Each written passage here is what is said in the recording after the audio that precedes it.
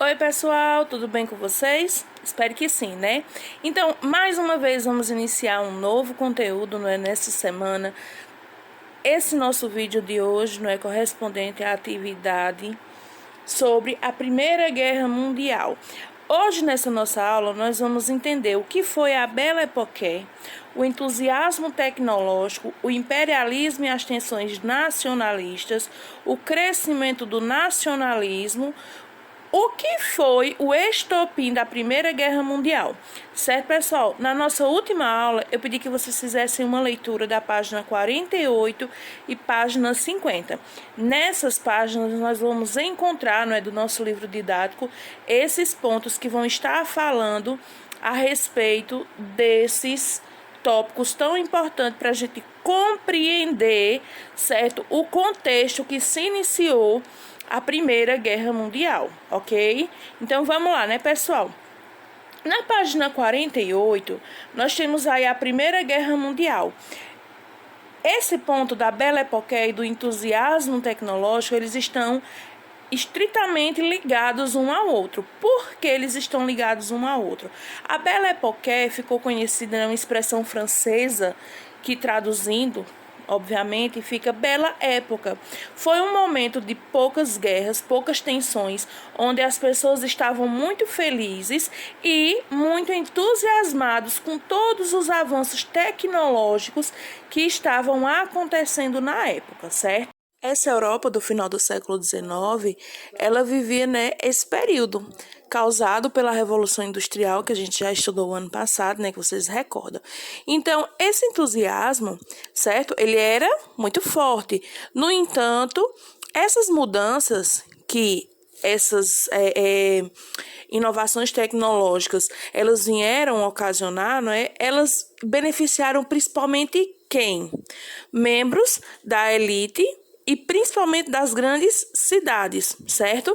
Então, dentro desse entusiasmo também ficou marcado o quê? A rivalidade entre potências europeias, certo? E é aí que entra o nosso próximo ponto. É importante entendermos também esses conceitos, imperialismo e nacionalismo. Quando nós estamos falando sobre o imperialismo europeu, nós estamos falando sobre o quê? Certo? Esse imperialismo europeu, ele vai surgir quando os países da Europa, se lançam a conquistar e colonizar vários outros territórios, presentes aonde? África e Ásia. É um processo um pouco semelhante com o processo de colonização, certo? Que aconteceu aqui na América. No entanto, ele vai ter algumas particularidades diferentes, certo? Ele tinha quais eram os objetivos? Dominar os povos, dessas regiões e impor a sua cultura. O que é que esse imperialismo, quais são as causas desse imperialismo? Então, o imperialismo, ele vai ser o quê? O fruto do desenvolvimento do capitalismo. Capitalismo esse, que vocês sabem, Ele nasceu e se fortificou com as transformações causadas por quem? Pela Revolução Industrial. Então, a Revolução Industrial, ela marcou o desenvolvimento das indústrias e também, foi responsável pelo surgimento dessas economias globais.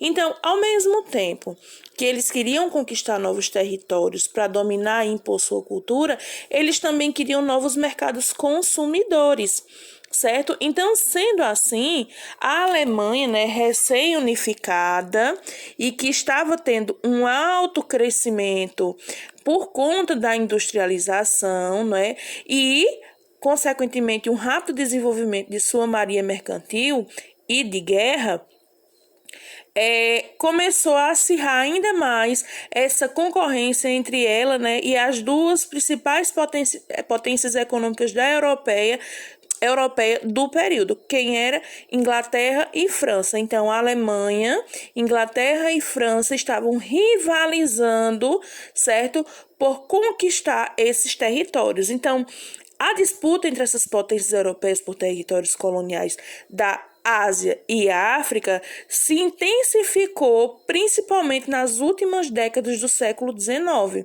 O crescimento industrial desses países levou o quê? A buscar esses novos mercados consumidores, como eu já falei para vocês, não é? Para esses produtos que estavam sendo produzidos nessas indústrias, assim também como novas fontes de quê? De matéria-prima, porque eles precisavam da matéria-prima para suas indústrias, certo? Então, o domínio desses territórios de Ásia e África, eles poderiam ser a solução para essas questões. Tanto eles iam expandir o seu mercado consumidor, como também iam ter território para explorar matéria-prima para manter suas indústrias. Então, além disso tudo, né, esse desenvolvimento, ele estava o quê? Ligado a tensões nacionalistas, certo? Que eram fortemente manifestadas na Europa nesse período. Então, nesse período, as indústrias armamentistas desempenhou um papel muito importante em toda essa mentalidade, pois cada potência, né, ela queria mostrar o quê? O seu poder bélico, o seu poder de fogo. Então, isso gerou uma corrida armamentista. Então, as indústrias cada vez mais passaram a investir, certo, nesse poder bélico e nessa indústria armamentista, tá certo? Vocês podem ver isso, pessoal, aí na página 48, inclusive tem até algumas imagens, certo? E agora vamos falar sobre o que é esse tal desse nacionalismo, né? Essa ideologia de nacionalismo, ela é bastante, né, presente agora na nossa atual situação. Então, o que é que ela vai ser? Uma ideologia surgida lá no século XIX, também, que afirmava o quê? Que os Estados-nações na Europa, né, eles utilizavam esse termo para descrever um sentimento. Que sentimento era esse, né? Era uma atitude dos membros dessa nação que formavam essa identidade nacional. Então, ele ia apresentar uma definição, principalmente política, certo? De preservação da nação enquanto uma entidade. Por vezes, defendiam o quê? O território, delimitavam fronteiras terrestres e, acima de tudo, também, né, estaria ali, defendendo que as características linguísticas, culturais, certo? Processo de destruição de identidades ou transformações. Aí é interessante a gente entender uma coisa também, pessoal. Quando a gente está falando sobre o nacionalismo, é uma questão que vai falar a respeito também das questões raciais. Inclusive, no significado de nacionalismo, vocês vão encontrar lá, né, salvaguarda dos interesses e exaltação dos valores nacionais. Sentimento de pertencer a um grupo por vínculos raciais, linguísticos e históricos que reivindica o direito de formar uma nação autônoma. Então, essas superpotências europeias, elas defendiam isso, de que eles eram superiores, principalmente a quem? A esses povos que eles estavam colonizando, Ásia e África. Então, por isso que a gente fala que nesse sentimento nacionalista existia uma grande imposição, certo, cultural, uma vez que esses povos que estavam sendo colonizados passavam a ser obrigados, né, a exercer a cultura, os costumes daquele país que o estava colonizando. Semelhante ao que aconteceu aqui na América também, né, gente? E aí é isso, esse ponto. Então, imperialismo e nacionalismo, essas tensões nacionalistas. Então, encontramos aí, não é, datas, últimas décadas do século XIX, e encontramos aí também, não é, alguns conceitos, tá? Esses conceitos, vocês vão ver que tem uma atividade para vocês fazerem sobre isso. Mas também conhecemos, né, o conceito de imperialismo, intenções nacionalistas, entendemos o que foi e esses países que participaram. Então, apareceu aí para a gente, nessas potências, Alemanha, Inglaterra e França, certo? Então, falamos sobre nacionalismo. Agora, na página 49, está falando sobre o crescimento do nacionalismo.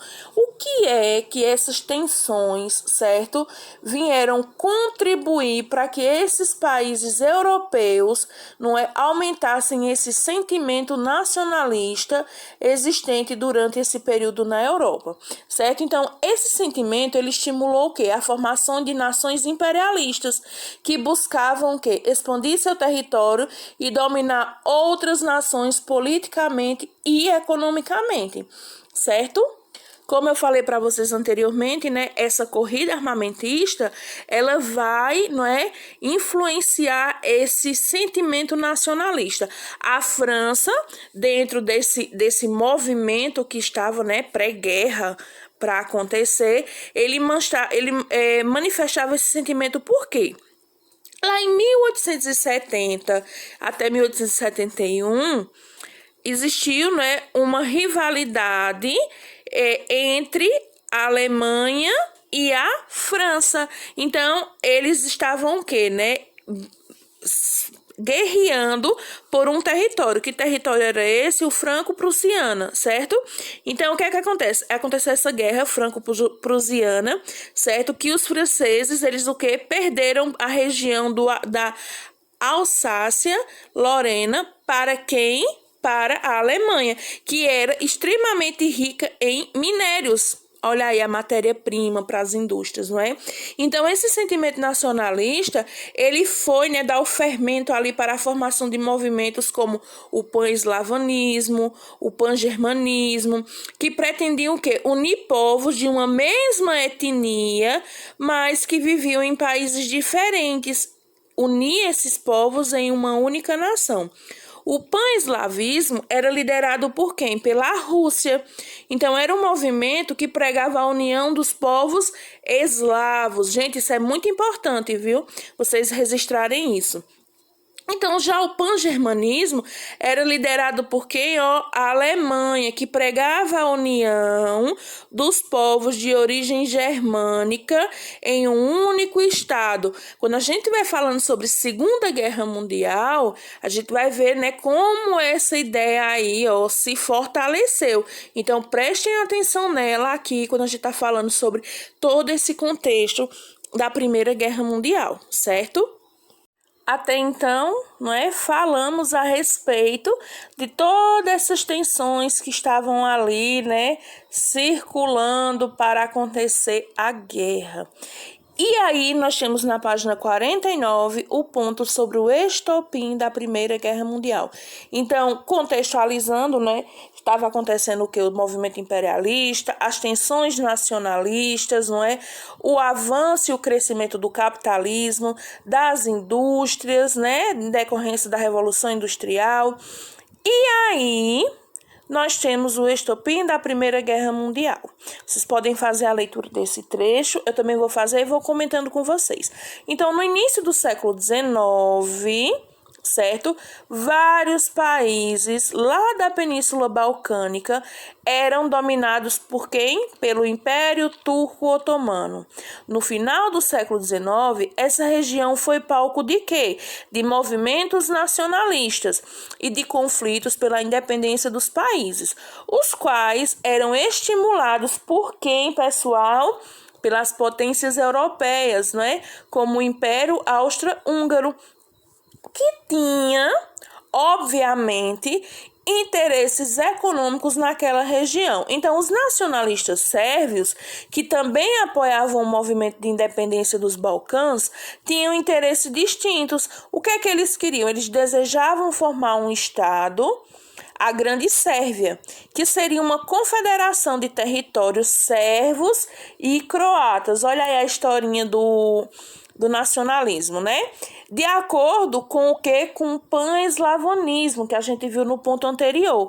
Então, esse movimento nacionalista, que era liderado por quem? Pela Rússia, para defender os seus interesses e manter o domínio sobre aquela região, os governantes austro-húngaros combatiam os nacionalistas sérvios. Então, no dia 28 de junho de 1914, olha outra data aí.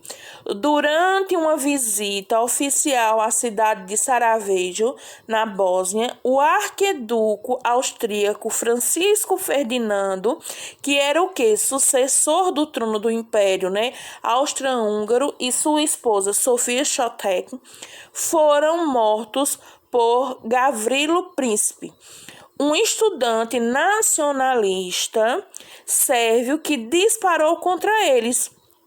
Diante desse fato, no dia 28 de julho de 1914, não é? Quase um mês depois, na verdade, né? O Império Austro-Húngaro declarou guerra contra a Sérvia. Então, pessoal, o assassinato do arquiduque de sua esposa Sofia, não é, o arquiduque Francisco Ferdinando, e de sua esposa Sofia foram o estopim, não é, o foguinho ali na pólvora que estava precisando para esse povo entrar e declarar guerra. Então, a partir daí se inicia, certo? No dia 28 de julho, certo? Se inicia o processo para a Primeira Grande Guerra Mundial, que foi, né, a primeira guerra que envolveu todas as nações do mundo, de certa forma influenciou, não é, a vida de todos os que viviam naquele período. Nós vamos ver, certo, na nossa próxima aula, o ponto sobre a guerra declarada. Nós vimos, né, que se inicia no dia 28 de julho, essa guerra entre o Império Austro-Húngaro, que declarou a guerra contra a Sérvia. E nós vamos ver, né, nas nossas próximas aulas, certo, essa guerra declarada entre essas potências, certo, e como é que se dá essa movimentação da guerra, que basicamente vai começar efetivamente, não é, em agosto. Então, nós vamos ver isso na nossa próxima aula. Vão lá fazer a atividade que tem para vocês na atividade complementar. E é isso. Qualquer dúvida é só entrar em contato, pessoal. Tchauzinho!